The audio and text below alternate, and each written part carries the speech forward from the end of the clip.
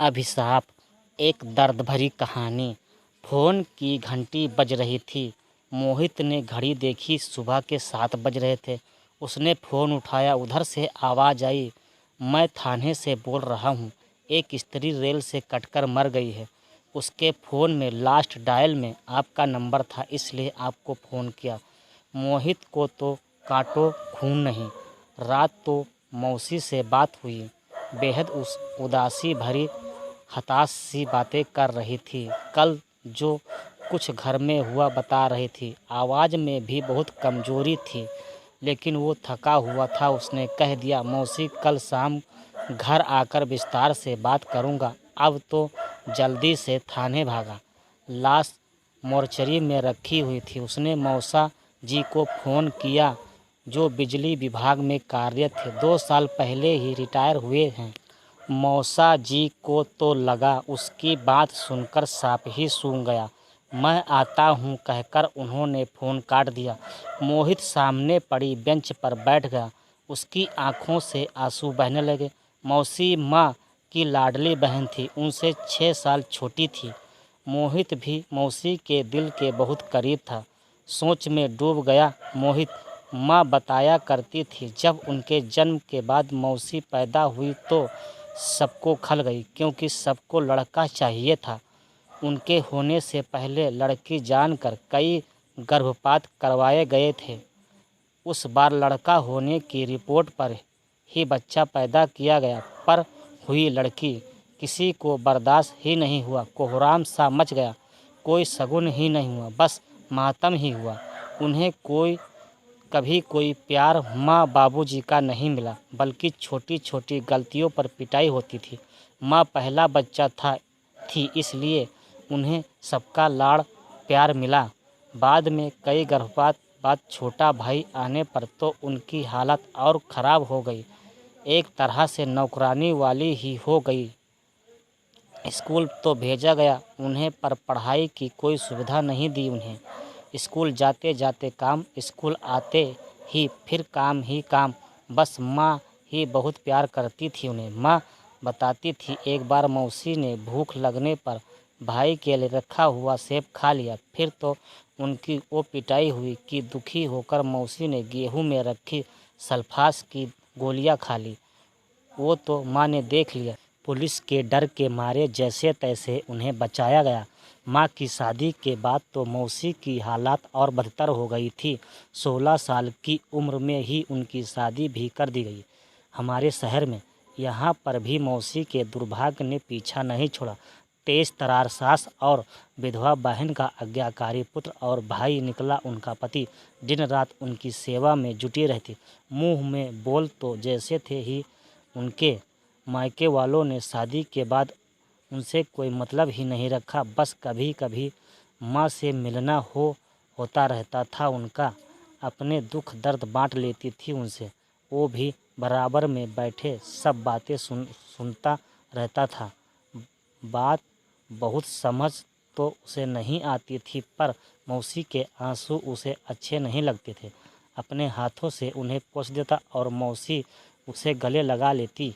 उसे बहुत प्यार करती थी मौसी। माँ बताती थी, एक बार जब फिर मौसी के जुल्मों से तंग आकर जान देने की सोची, तभी उन्हें पता चला वो गर्भवती हैं।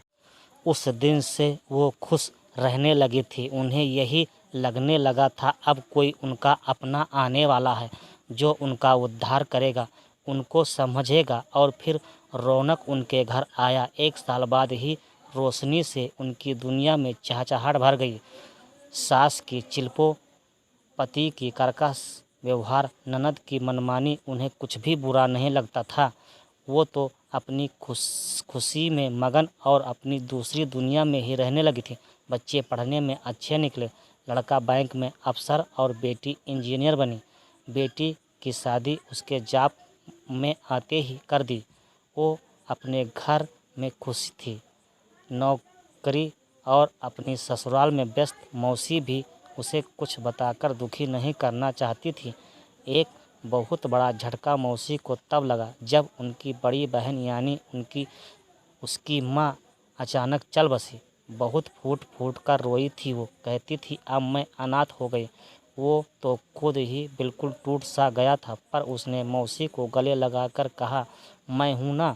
उसने ही अपनी शादी में उन्हें फ़ोन खरीद कर दिया था भेंट स्वरूप, ताकि जब चाहे उससे बातें कर सके।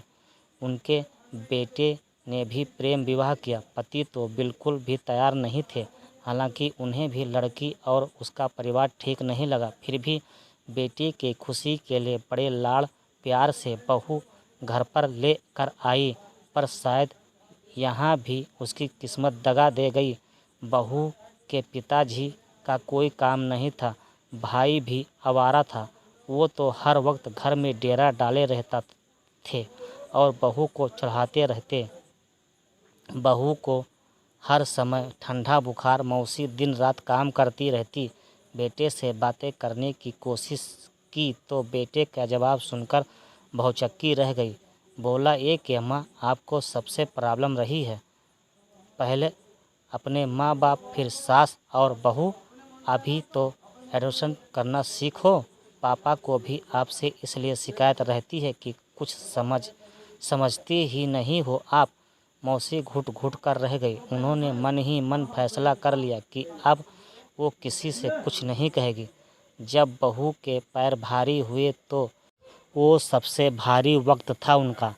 काम भी सारा करती, ऊपर से बहू के इल्ज़ाम। इन्हें मैं खाते हुए अच्छी नहीं लगती, तभी वही बनाती हैं जो मैं नहीं खाती। अब बहू को रौनक की बुआ जी का भी पूरा संरक्षण प्राप्त था। मौसी तो खाना बनाने से पहले बहू से पूछा करती थी क्या खाना है, पर अगर वो बेटे से ये कहती तो बेटा सही क्यों मानता उसे।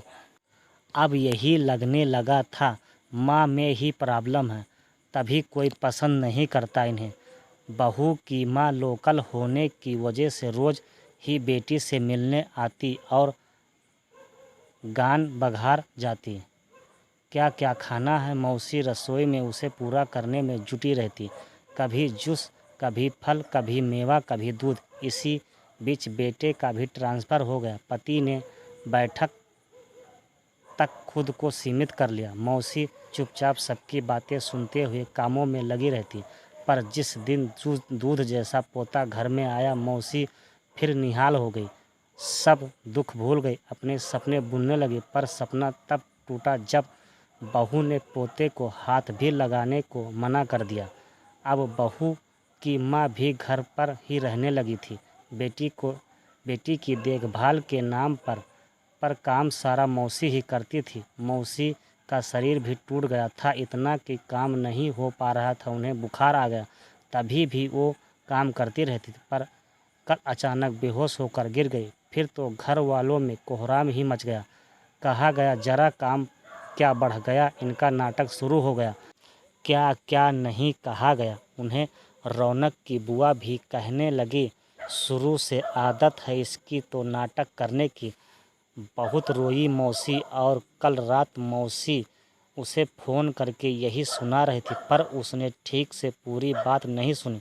सोचा कल जाकर खुद मिल लेगा, पर शायद उन्होंने मन तभी बना लिया था। उनकी लाश लेकर घर आए तो सुना बुआ, बहू और उसकी माँ कह रही थी, कुछ किया तो ही नहीं, आज तक रेल से कटकर बदनामी और दे गई, कुल का नाम बदनाम कर गई, घर के लिए बस अभिशाप ही रही।